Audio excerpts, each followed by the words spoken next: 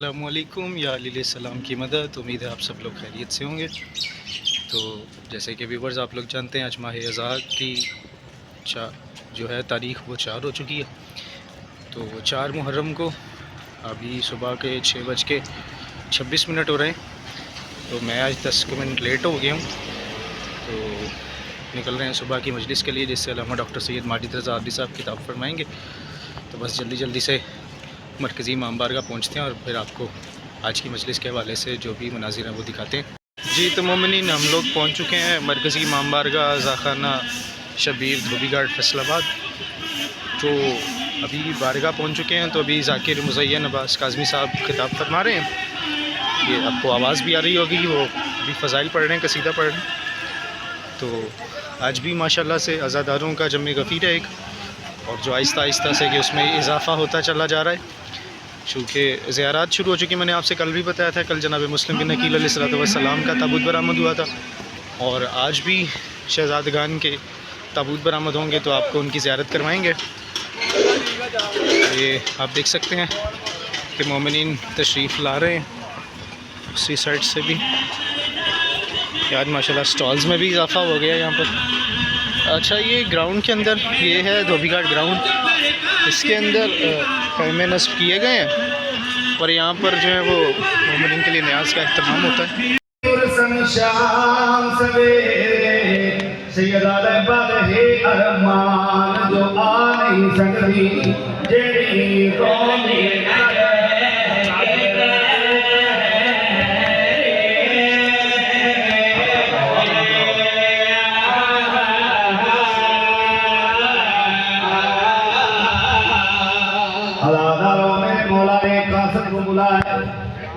हज़रत अब्बास बुला गया, अब्बास जी मौला खातरे मौला के सुन लिखना आवाज़ मेरे बचपन का दोस्त है हबीब जमुदाहर।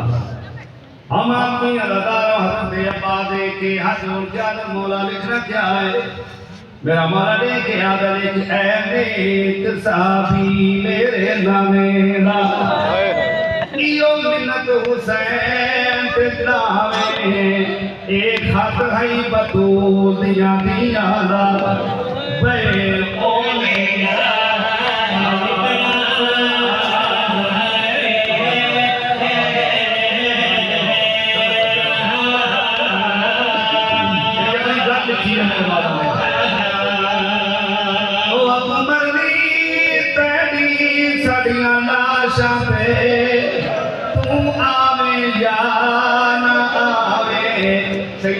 पर ख्याल रखे किसे लगे मेरी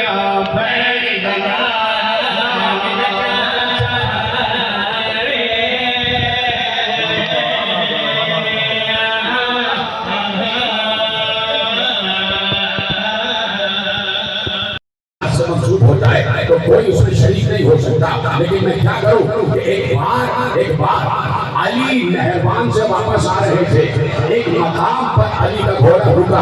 मैं मसाइल पढ़ एक मकाम पर अली का घोड़ा रुका। जब पूछने वालों ने पूछा या अली यहाँ पर क्यों रुके, एक बार अली आगे बढ़े और आगे बढ़ के हुसैन की तरफ इशारा करके कहा यहाँ हुसैन को और उनके असहाब को कत्ल किया जाएगा। यानी अली को भी मालूम है कि हुसैन की मौत किस जमीन पर आएगी, हुसैन की शहादत की जमीन पर हो। जो हो गया इसलिए मैंने आपके सामने मसाइल को पेश कर दिया। यानी कुछ चीजें ऐसी हैं कि जिसमें अल्लाह ने अपने बंदों को शरीक किया हुआ। कुरान कह रहा है कि अल्लाह से कोई चीज जुदा नहीं होती। अगर कोई चीज अल्लाह से साबित हो जाए तो अल्लाह में नक्स आ जाएगा, नाउज़ुबिल्लाह ऐब आ जाएगा कि कोई चीज उससे कम हो गई। और पैगंबर कह रहे हैं मुझे अल्लाह ने अपने नूरे ज़ात से बनाया। तो अगर ये दो चीजें मिलाओ और पैगंबर कह रहे हैं मुझे अपने नूरे ज़ात से बनाया और पैगंबर अलग नजर आ रहे हैं, तो इसका मतलब है कि नूरे ज़ात का एक जुज़ अलग हो गया और वो जुज़ मुस्तफा कहलाया। और जब हमने इस जुज़ को अल्लाह से जुदा माना तो इसका मतलब है कि हमने अल्लाह ने ऐब करार दे दिया, नक्श करार दे दिया। तो अब सिवाय इसके कोई नतीजा नहीं होना चाहिए कि पैगंबर का नूर, पैगंबर का जिस्म हमारी निगाह में अलग है, लेकिन नूर पैगंबर आज भी ज़ात खुदा का हिस्सा है।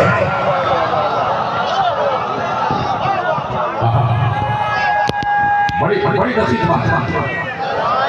जिस्म के एतबार से, खाकी जिस्म के एतबार से पैगंबर अलग नजर आते हैं, इसलिए कि अल्लाह मादा नहीं है, अल्लाह मटीरियल नहीं है। तो जिस्म के एतबार से, तो मैंने यहाँ आज से 4 बरस पहले इमाम मूसा काज़िम अलैहिस्सलाम पे अशरा पढ़ा था, तो वहीं मैंने ये बात कही थी कि अब इस बात पर गौर करो कि अल्लाह ने हमें लिबास बशरियत क्यों दिया। अल्लाह ने हमें इंसान बना के, बशर बना के क्यों भेजा? का इसलिए भेजा ताकि तुम हमें देख सको, ताकि तुम हमें देख सको। अब चूंकि मुस्तफा को आने वाला मैंने बात ही नहीं है, हमें दलील देने जा रहा हूं, लेकिन दलील देने से पहले एक जुमला और सुन। चूंकि मुस्तफा को हिदायत मखलूक के लिए, हिदायत इंसान के लिए आना था, और इंसान बशर है, और बशर की कमजोरी है कि वो जब तक बशर को देखे नहीं उस हम तुम्हारी शहर की तरह तुम्हारे करीब, जितने हजरात का शुमूल मेरे बैठे हैं सबकी शहर के करीब है अल्लाह यहाँ मौजूद है। दिखाएं कहाँ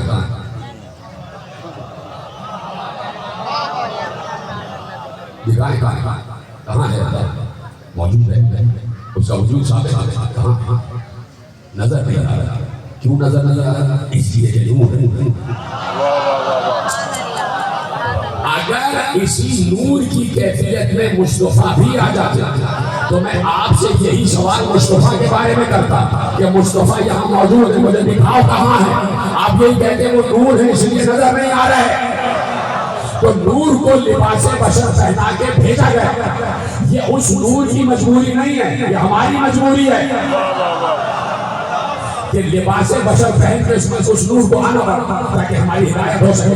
अब मैं पढ़ता हूँ वापस कि मानना पड़ेगा उसी नूर का हिस्सा है आज तक नूर मुस्तफा, नूर मुर्तजा, उसी नूर का हिस्सा जिस नूर को नूर अज़ल कहते हैं, जिस नूर को नूर अज़ल कहते हैं, उसी नूर का हिस्सा है मुस्तफा और मुर्तजा। जब बशर की कैफियत में आते हैं तो जुदा नजर आते हैं, जब नूर की कैफियत में आते हैं तो जुदा नहीं है। उसकी सबब, उसकी दलील, उसकी मिसाल मेरे मौला मूसा काज़िम से किसी ने पूछा कि हमें ये बात समझ में नहीं आ रही कि आप नूर ज़ात का हिस्सा हैं और उससे जुदा नजर आ रहे हैं, जबकि उससे कोई चीज जुदा नहीं होती, और जब जुदा हो जाए तो उसमें नक्स और ऐब और कमी पैदा हो जाएगी। तो मासूम ने इरशाद फरमाया हमारा अल्लाह के नूर से वही रिश्ता है जो सूरज का उसकी किरणों से रिश्ता है कि किरण जुदा भी है और जुदा नहीं भी है। एक है जिक्र हकीकी, बयान कर। अब चौथा है जिक्र हकीकी, वो आपको बयान कर देता हूँ ताकि आपको ये तीनों समझ में आ जाए। यानी चौथा समझ में आ जाए तो तीन भी समझ में आ जाए। चले बात पढ़े मोहम्मद वाले मोहम्मद। बड़ी देर में आ गए, आपको तो पहले आना चाहिए था। तवज्जो है, आइए तवज्जो है। बच्चों ने कहा मुस्लिम के बेटे हैं, मोहम्मद और इब्राहिम हैं, दोनों को अब परिवार छोड़ो बालों से पकड़ा, घसीटता हुआ लाया, बच्चों के कदमों के निशान फर्श पर आ गए। दोनों बच्चों को शहर में एक सुकून से बांधा, दोनों को रस्सियों से बांध दिया, और ऐसे बांधा नहीं बल्कि रात भर बच्चों को तमाचे लगाता रहा। कभी मोहम्मद को तमाचे लगाता था, कभी इब्राहिम को तमाचे लगाता था।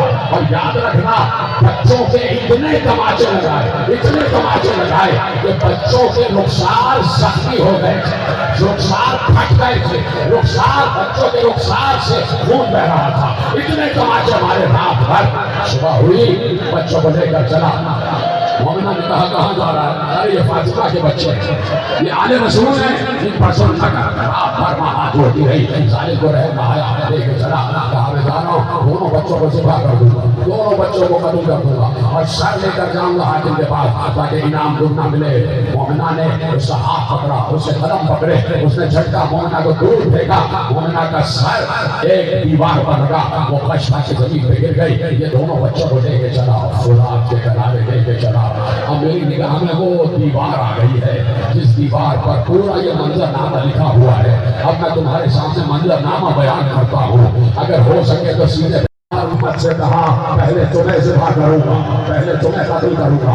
इब्राहीम ने भाई की गर्दन पे गर्दन रखकर कहा मेरे सामने मेरे भाई को ना मार, मेरे सामने मेरे भाई को ना मार। इब्राहीम को बालों से पकड़ के दूर फेंका, मोहम्मद को एक बार पुष्ट की तरफ लिटाया, पुष्ट के दिफा से भाई के सामने भाई का गला काटा और ऐसे काटा कि जिस तरह कुल्हाड़ी को लकड़ी पर मारा जाता, ऐसे भाई के गले को काटा। भाई देख रहा था, सर को उठाया अलग रखा, भाई दौड़ता हुआ आया, अपने भाई के रुखसार पर रुखसार रख दिए। उसने इब्राहीम का जसर उठाया, इब्राहीम का तले पे सर उठाया, रात में फेंका। भाई देख रहा है मेरे भाई का कटे हुए सर वाला जिस्म फुरात में फेंक दिया गया। इब्राहीम को आगे बढ़ाया, इब्राहीम के बालों को पकड़ा, इब्राहीम के सर को झुकाया, इब्राहीम का गला भी वैसे ही कटा जैसे मोहम्मद का गला कटा था। रिवायत कहती है कि जब मोहम्मद का जिस्म दरिया में फेंका तो जिस्म दरिया की सतह पर रुका रहा। जब इब्राहीम का जिस्म फेंका गया तो दोनों जिस्म आपस में गले मिल रहे, दोनों भाइयों के जिस्म गले मिल गए। यहाँ इसने दोनों सरों को उठाने के बाद दो बोरियों में रखा, बोरियों में रखने के बाद बोरियों को पकड़ा, दारुल अमारा में आया, इब्न ज़ियाद के दरबार में आया, इजाजत चाहिए का कौन है का कोई आदमी तोहफा आया और वो उस तोहफे के एवज इनाम चाहता था, बुलाओ। अब आया, दोनों बोरियों को लेकर आया, बोरियों से ताज़ा लहू टपक रहा था, ताज़ा लहू रिस रहा टपक रहा था। एक बार क्या तोहफा लाया है, बोरियों में क्या है, उसके बोरियां जमीन पे रखी, बच्चों के कटे हुए सरों को देखा, बेख्तियार पक्ष से खड़े होकर कहता है ओ जालिम, किस माँ की गोद उजाड़ के आ गया, किस माँ की गोद उजाड़ के आ गया, ये कौन है? हाकिम, ये मुस्लिम के बच्चे हैं जिन्हें तूने तलाश करने का हुक्म दिया था, उन्हें कब्र करके ले आए। जालिम, मैंने तो कहा था जिंदा ले गया, तूने इनको ज़िबा कर दिया। ये इनके रुखसार पर ज़ख्म कैसे, ये इनके रुखसार पर ज़ख्म कैसे? तो बहुत आज के आलम में कहने लगा कि मैंने रात भर बच्चों को तमाचे मारे, रात भर बच्चों को तमाचे मारे, तूने मेरे हुक्म की खिलाफ वर्जी की है और तुझे कोई इनाम नहीं दूंगा। ये भी उसकी चाल थी, ये भी सियासत थी, कोई इनाम नहीं मिलेगा, ले जाओ इसे। और जब इसने बच्चों को ज़िबा किया वहीं इसी गर्दन काट, वहीं इसी गर्दन काट। क्यों? इसलिए कि इब्न ज़ियाद ने पूछा था वो जालिम, जब तू बच्चों को ज़िबा कर रहा था तो बच्चों ने क्या कहा? तो बच्चों ने दुआ की थी, परवरदिगार हमारे कातिल को वैसे ही मजा चढ़ा जो खाक और खून का और जो लोहे का और आग का मजा होता चले। तो सबने देखा कि लहू के निशानात से जो जमीन पर पड़े हो, थक गए हो। अब ये 4 मुहर्रम अगले बरस आए, लहू के निशानात से जो जमीन पर फर देते जा रहे थे। आगे बढ़ के देखा कि कुछ निशानात और हैं जो जमीन पर पड़े हुए हैं। पूछा ये निशानात कैसे? तो हारिस ने कहा जब बच्चों को ज़िबा कर रहा था तो बच्चे जमीन पर एड़ियां रगड़ रहे थे, बच्चे जमीन पर एड़ियां रगड़ रहे थे, एड़ियों के रगड़ने के निशान। चाचा तो यही जुमला खत्म कर देता, हारिस को वही ज़िबा कर दिया गया, हारिस को वही ज़िबा कर दिया गया। शाम आ गई, एक बार मुसैया जिसकी ज़मीनें वहाँ पर थी, जो खेती बाड़ी करता था, वो मुसैया कहता है कि मैं शाम को अपनी ज़मीनों से वापस जा रहा था, मैंने दूर देखा कि फुरात में कुछ कश्तियां हैं, जिन कश्तियों से नूर बरामद हो रहा है। वो कश्तियां फुरात के किनारे आकर रुकी। उन कश्तियों में से एक बुलंद कामत की हस्ती बरामद हुई, दूसरी कश्ती में से एक और हस्ती बरामद हुई, तीसरी कश्ती आई, उसमें से एक काले बोलने वाली बीबी बरामद हुई। आखिर जुमले तकरीर के एक सियाह नकाब वाली बीबी बरामद हुई। उसने हाथ जोड़कर कहा, बाबा रसूल अल्लाह, अली मुर्तजा, आपने देखा कि इन्होंने मेरे बच्चों के साथ क्या किया है, इन्होंने मेरे बच्चों के साथ क्या किया है। एक बार फातिमा ज़हरा फुरात के किनारे आई, अपने दोनों हाथ उठाकर कहा, ऐ फुरात, हमारी अमानत वापस कर, दोनों बच्चों के लाश है।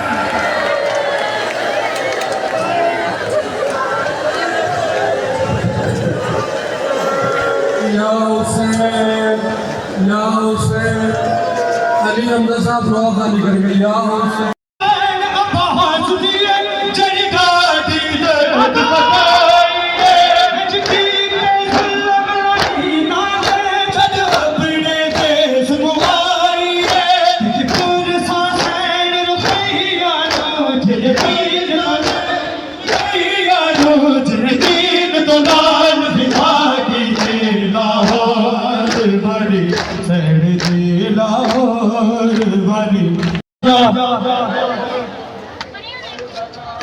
कट गए अब्बास के बाजू, चढ़ गया अली असगर नेज़े पर। अमीरुल मोमिनीन का बेटा गरीब ज़हरा हो गया जब मार दिया हुसैन इब्ने अली को। तो फौजें पलट कर वापस आती है। दीपिका मसल सुनने वाला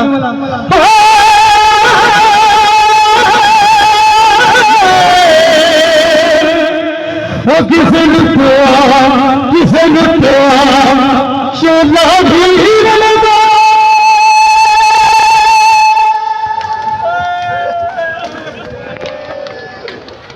किसे लुटा शोला भी लगा, कोई तप के लगे।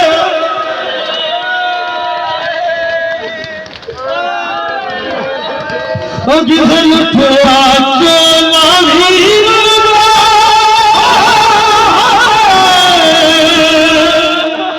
किसने पाया चोला भी रंगा, कोई हंगली तप के लगे। चलना हो रहा हो भीड़ लगा, कोई भूला बनाए करबल में कर दिलो, अचर से बड़ी खुशी गया है जिंदे गया या हुसैन या हुसैन। 2000 years later. हसन मलका मेरी तरफ, हसन देखिए मोमिनीन नवाब बादशाह और ये मोमिनीन मजलिस मुकम्मल हो चुकी है। आज मजलिस के अख्ताम पर ताबूत जनाब मोहम्मद और इब्राहिम बरा मौजूद हुए थे, जनाब मुस्लिम के दोनों शहजादों के, और फिर अली हमजा साहब ने नवाखानी की। तो बरामदगी के वक्त माशाल्लाह मौसम काफ़ी अच्छा हो चुका था, बारिश शुरू हो चुकी थी। तो अब घर की तरफ चलते हैं। तो बाकी इंशाल्लाह आज शाम को हमारे यहाँ उधर घर के पास में ही जुलूस है मेहंदी का शहज़ादा कासिम की, वो भी आपको मनाज़िर दिखाएंगे। और उसके बाद रात की मजलिस के भी तो आपसे मुलाकात होती है। 6.5 hours later.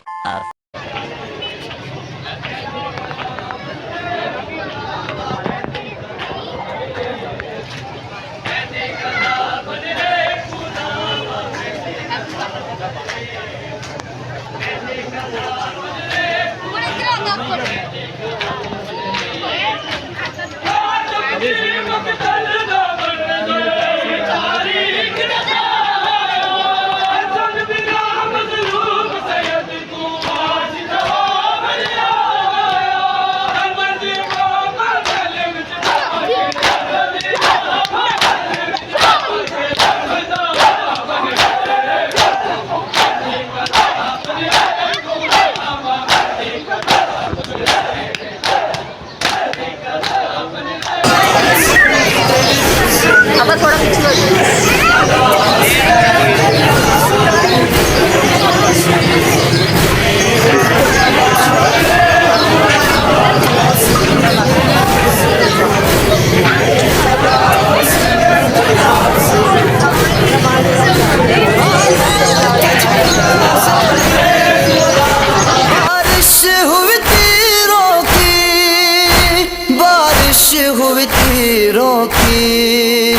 तापों सहतन खस्ता कासिम तेरी फजलों में, कासिम तेरी फजलों में, कासिम गम की है घनी छाया, कासिम तेरी फजलों में, कासिम तेरी फजलों में, क्या की थी खता